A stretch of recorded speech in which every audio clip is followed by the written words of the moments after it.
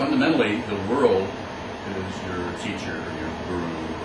Everything is teaching you all the time. You may not know. And sometimes, as my teacher, Chogyam Trungpa Rinpoche, used to characterize the function of a teacher, he called it a guru, is to introduce you to your world. So it's not to order you around, it's to say, this is what you need to look at. And then that teacher can, you never have to talk to that teacher again, basically, if you really understand what that means.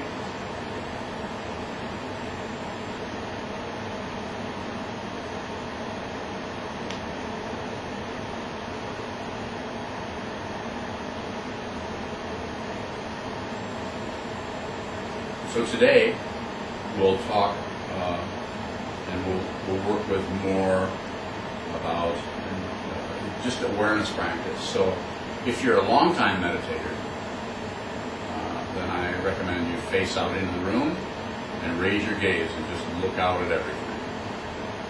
And if you have been meditating for, say, less than a few months, then I would continue to face the wall, or if you're facing, if you prefer to face out, which you can do, then keep your gaze a little lower.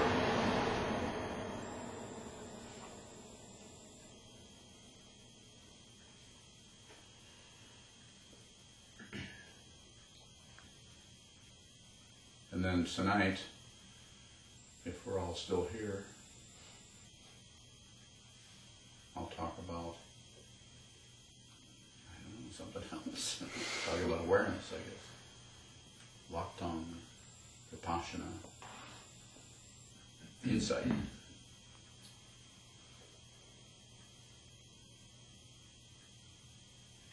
Any comments or questions on any of that?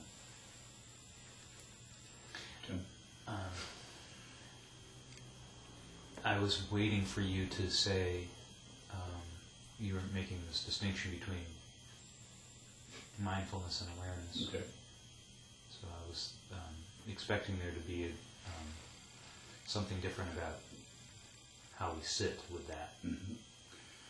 So, that was, the mindfulness part is more about more of a one-pointedness of just looking at what arises. And the other kind is kind of suggested by body posture and so on, by looking up more and looking out into the room and looking at just anything that occurs. So less of a focus kind of thing of you might say, just being in the room situation, and more of a not being anywhere in particular.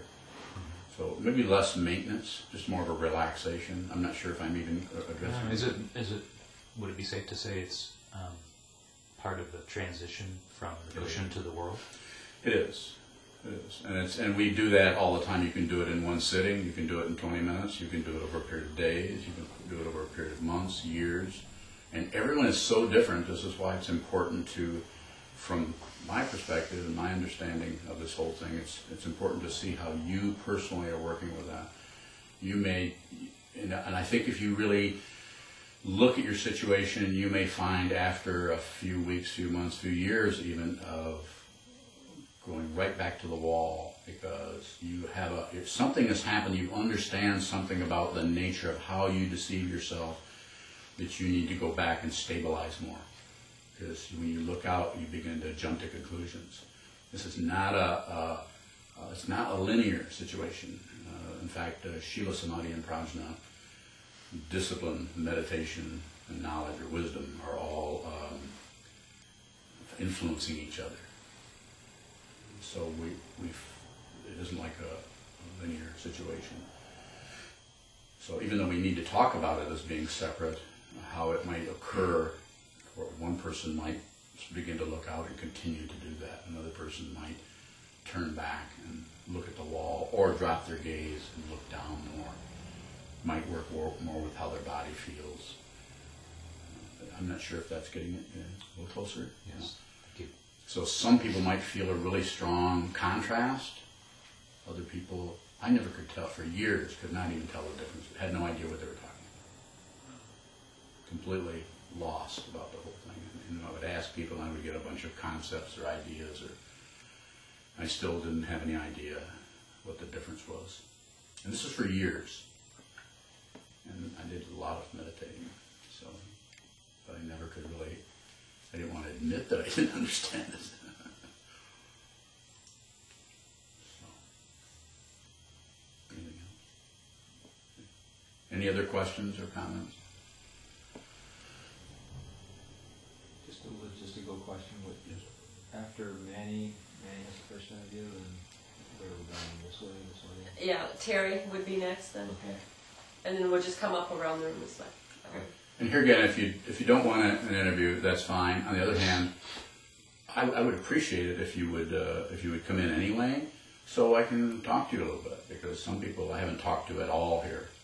That I like last night. It was Gergie. I never got a chance to talk to her at all, and I would have liked to see talk to more to the person that was there with that smile, that perpetual smile all the time. I would have liked to have gotten to know her a little better. So it's not about trying to instruct you or do anything with you, anything you don't want to do. If you have a particular technique that you want to, I'm fine with that. It might be nice to visit a little bit, see where you're at with your practice. One of the reasons I say that is the talk I give each night is not planned. It's based, somehow it comes out of talking with people all day about where they're at, what they're doing, what's going on with them. You may recognize that, and you may not. But if there are people that I haven't talked to at all, then I'm looking forward to the next day possibly talking to them. So here again, that's not even necessary. Do what you want. Any other questions? Anybody hiding around that corner? A little tiny meditator sitting?